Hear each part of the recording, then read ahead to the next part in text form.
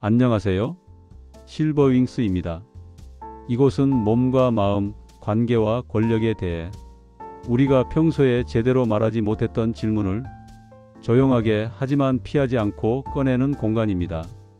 우리는 자극을 소비하지 않습니다. 우리는 사람을 다룹니다. 당신의 몸은 누구의 장난감도 아니고 누구의 도구도 아니고 존중받아야 할 존재라는 사실. 우리는 그 감각을 다시 꺼내고 싶습니다. 오늘의 주제는 오래전 금서로 취급되었던 책 소녀경입니다. 많은 사람들은 소녀경을 은밀한 기술서, 황제의 비밀 쾌락 매뉴얼 정도로 떠올립니다. 하지만 그건 이 텍스트의 본질이 아닙니다. 소녀경은 실제로 묻습니다. 관계란 무엇인가? 권력은 침실에서 어떻게 작동하는가? 서로의 몸을 어떻게 다뤄야 하는가? 이건 단순한 재미의 문서가 아니라 상대를 어떻게 지킬 것인가에 대한 문서였습니다. 우리는 지금부터 소녀경을 판타지가 아니라 책임의 언어로, 옛 규범이 아니라 지금 우리에게 필요한 윤리의 언어로 다시 읽어보려 합니다. 그리고 마지막에는 이렇게 질문할 겁니다. 우리의 친밀함은 서로를 살리고 있는가? 아니면 누군가를 소모하고 있는가? 천천히 시작하겠습니다. 첫 번째, 소녀경은 어떤 책인가? 소녀경은 단순히 남녀의 기술을 설명한 책이 아니라 올바른 만남이란 무엇인가를 정의하려는 시도였습니다. 당시 사람들은 남녀의 결합을 개인적 취향, 순간적 감정 정도로 보지 않았습니다. 그건 에너지의 흐름, 생명력의 보존, 장수와 건강, 심지어 정치적 안정까지 연결된 문제라고 여겼습니다. 정리를 해보면 이런 말입니다. 잘못된 만남은 기운을 빼앗아 병을 만든다. 올바른 만남은 서로의 수명을 늘리고 마음을 맑게 한다. 즉 소녀경은 쾌락의 매뉴얼이 아니라 관계의 관리 매뉴얼이었습니다. 어떻게 해야 서로의 몸과 마음이 상하지 않는지, 어떻게 해야 둘 다 무너지지 않는지, 어떻게 해야 관계가 파괴가 아니라 치유가 되는지를 다루는 문서였습니다. 여기서 중요한 건 그들이 올바름을 어떤 식으로 정의하느냐입니다. 상대는 편안한가? 상대는 동의했는가? 상대는 안전하다고 느끼는가? 그 사람은 진짜로 괜찮은 상태인가? 소녀경은 말합니다. 상대가 긴장하고 불안한 상태에서 이어지는 만남은 둘 모두를 해친다. 그건 즐거움이 아니라 손상이다. 이 문장은 지금에서도 그대로 통합니다. 두 번째, 제목 소녀경의 오해를 풀어야 합니다. 소녀경이라는 말 때문에 이 책이 미성년을 대상으로 한 기록 아니냐고 오해되는 일이 있습니다.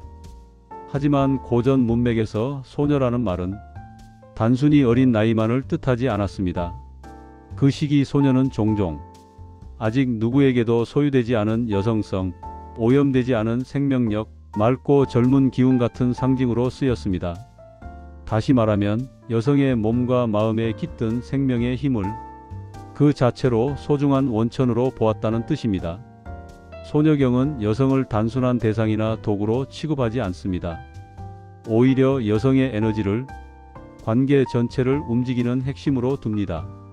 메시지는 분명합니다. 여성의 감정은 옵션이 아니다. 여성의 평온은 부수적인 게 아니다. 여성이 편안하지 않다면 그 만남은 이미 실패한 만남이다. 지금 말로 바꾸면 이렇게 됩니다. 그녀가 괜찮지 않다면 너도 괜찮은 게 아니다. 이건 지금 시점에서도 여전히 과감한 선언입니다. 세 번째, 누가 이 책을 읽었나? 소녀경은 길거리에서 아무나 사서 읽는 책이 아니었습니다. 궁궐, 황제, 황제를 보좌하는 황관, 그리고 선택된 여성들만 접근할 수 있었습니다. 왜냐하면 이건 단순한 연애 지침이 아니라 국가 운영에 속한 민감한 정보로 취급됐기 때문입니다. 당시 황제 한 사람의 건강, 수명, 정서 안정은 곧 제국의 안정이라고 여겨졌습니다. 황제가 무너지면 나라가 흔들린다고 믿었죠. 그래서 황제는 누구와 가까운가? 그 만남은 황제의 기운을 맑게 하는가, 흐리게 하는가? 어떤 관계가 황제를 지탱하고 어떤 관계가 황제를 소모시키는가? 이건 사생활이 아니라 안보 문제였습니다. 한마디로 말하면 침실은 개인 공간이 아니라 권력이 실제로 굴러가던 마지막 회의실이었습니다. 소녀경은 황제의 취향 노트가 아니라 제국의 생체 정치 매뉴얼이었습니다. 누구를 곁에 둘 것인가? 누구를 멀리할 것인가? 누가 건강을 지키는가? 누가 위험이 되는가? 감정, 몸, 관계가 그대로 정치의 축이었습니다. 네 번째, 소녀경이 말하는 관계의 조건. 이 부분은 지금 바로 써도 되는 내용입니다. 소녀경은 반복해서 말합니다. 하나, 먼저 상태를 읽어라. 상대의 호흡은 안정되어 있는가? 눈빛은 편안한가? 아니면 두려움이 섞여 있는가? 몸이 굳어 있지는 않은가? 손끝은 떨리고 있지 않은가? 이건 단순히 분위기를 보라는 말이 아니라 안전을 확인하라는 말입니다. 억지로 이어지는 만남은 서로의 몸과 마음을 망가뜨린다. 그건 승리가 아니라 손실이라고 적혀 있습니다. 둘, 서두르지 마라. 소녀경은 속도를 굉장히 중요하게 생각합니다. 둘이 한 호흡이 될 때까지 기다리라고 합니다. 한쪽만 급하면 그건 즉 탐욕이라고 부릅니다. 탐욕은 몸을 상하게 하고 기운을 흐트러뜨리고 결국 수명까지 깎는다고 경고합니다. 지금 표현으로 바꾸면 상대가 아직 준비되지 않았는데 혼자만 밀어붙이는 건 매력이 아니라 자기 파괴라는 얘기입니다. 셋, 끝난 뒤가 진짜 시작이다. 소녀경은 만남이 끝난 뒤 무엇을 해야 하는지도 적습니다. 숨을 가라앉히고 따뜻하게 감싸주고 물을 나누고 어디가 불편한지 묻고 마음이 괜찮은지 확인하고 안심을 돌려주라고 합니다. 이 시간을 소녀경은 굉장히 중요하게 여깁니다. 그 이유는 단순합니다. 나는 널 쓰고 버리지 않는다라는 것을 말이 아니라 행동으로 보여주는 구간이기 때문입니다. 한마디로 이건 마무리 케어입니다. 서로가 진정될 때까지 옆에 있어주는 시간. 둘 다 괜찮다는 감각이 몸으로 다시 돌아올 때까지 책임 있게 곁을 지켜주는 시간. 소녀경은 말합니다. 좋은 만남은 끝난 직후에 서로가 편안하다는 감각을 남긴다. 만약 한쪽만 버려진 느낌으로 남았다면 그건 실패한 만남이다. 마무리 케어 없는 만남은 성공이라고 부를 수 없다. 다섯 번째, 여성의 위치에 대한 선언. 소녀경은 아주 노골적으로 말합니다. 여성은 단순히 받아들이는 존재가 아니다. 여성은 근원이다. 여성의 상태, 여성의 감정, 여성의 평온이 관계 전체의 질을 결정한다. 당시의 가부장적 질서에서 보면 이건 굉장히 위험한 말이었을 겁니다. 왜냐하면 이건 이렇게 말하는 거니까요. 여성이 존중받지 않은 관계는 성공한 관계가 아니다. 이 문장은 우리가 아직도 완전히 실천하지 못한 원칙입니다. 여섯 번째, 지금 우리에게 남는 질문. 우리는 보통 친밀함을 스릴, 자극, 강렬함으로 설명합니다. 얼마나 강렬했는가를 기준으로 삼죠. 하지만 소녀경은 묻습니다. 둘은 서로에게 안전했는가? 둘은 억지로 이어지지 않았는가? 둘은 서로의 호흡을 맞췄는가? 둘은 끝난 뒤에도 평온했는가? 기준이 완전히 다릅니다. 그 시대의 사람들은 흥분보다 안정, 자극보다 배려, 획득보다 존중을 먼저 배치했습니다. 우리는 아직 그걸 못 따라가고 있을지도 모릅니다. 그래서 이 질문은 지금 우리에게 그대로 돌아옵니다. 당신의 친밀함은 서로를 지켜주고 있는가? 아니면 누군가를 소모하고 있는가? 당신은 치유하고 있는가? 아니면 소비하고 있는가? 소녀경은 이렇게 경고합니다. 억지로 얻은 즐거움은 독이 된다. 함께 나눈 평온은 생명이 된다. 이건 단순한 옛 연애 조언이 아니라 관계에 대한 윤리선언입니다. 일곱 번째, 소녀경 안에서 실제로 다루는 핵심 내용들. 지금까지는 가치와 철학을 이야기했죠. 이제는 책 안에서 실제로 반복되는 실전 지점들을 요약해 보겠습니다. 노골한 묘사는 빼고 구조만 뽑아 볼게요. 첫째, 호흡법과 기순환.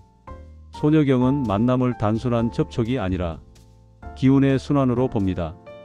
서로의 숨을 맞추고 긴장을 내려놓고 호흡을 깊게 하면서 서로의 몸에 쌓인 막힘을 부드럽게 풀어주는 과정을 강조합니다. 기본값은 흥분이 아니라 안정입니다. 마음이 따라오지 않으면 몸도 움직이면 안 된다는 관점입니다. 둘째, 리듬의 조율. 상대의 반응을 세밀하게 관찰하라고 합니다. 호흡이 흔들리거나 표정이 굳거나 몸이 굳으면 그건 지금은 아니다라는 신호로 해석합니다. 리듬은 내가 주도하는 게 아니라 우리가 맞춘다는 게 원칙입니다. 한쪽만 만족하고 한쪽이 소모되는 만남은 실패입니다. 셋째, 절제. 특히 권력자에게 강조됩니다. 몸은 무한하지 않다. 과하게 소모하면 중심이 약해지고 정신도 흐려져 결국 정치력까지 떨어진다. 원하는 만큼 가져라가 아니라 너를 망가뜨릴 만큼 탐하지 말아라고 말합니다. 절제는 개인 건강을 넘어 통치 안정 문제로까지 연결됩니다. 넷째, 이후의 돌봄, 즉 마무리 케어. 손여경은 만남 직후의 시간을 의식처럼 다룹니다. 몸과 마음이 다시 안정되는지, 불안이나 공허함이 남아있지 않은지 살피라고 합니다. 따뜻하게 감싸주고 물을 건네고 옆에 머물며 상대가 나는 버려지지 않았다라고 느끼게 해주는 단계입니다. 이건 책임의 확인이자 신뢰의 고정입니다.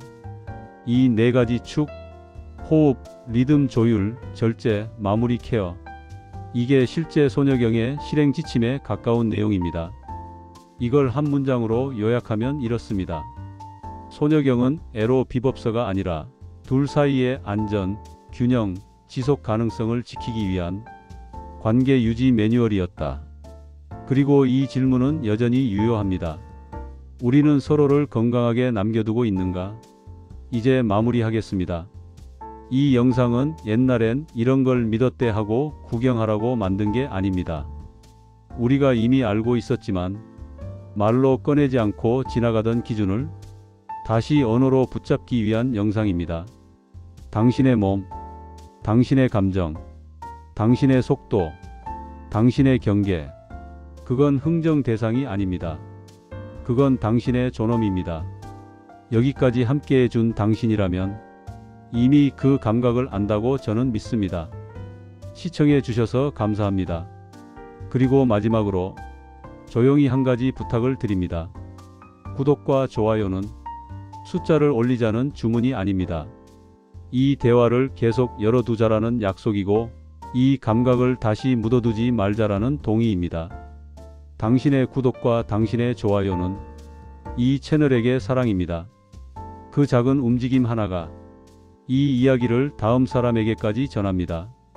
앞으로도 이런 이야기 조금 더 깊고 조금 더 좋은 내용으로 다시 찾아뵙겠습니다. 고맙습니다. 실버윙스였습니다.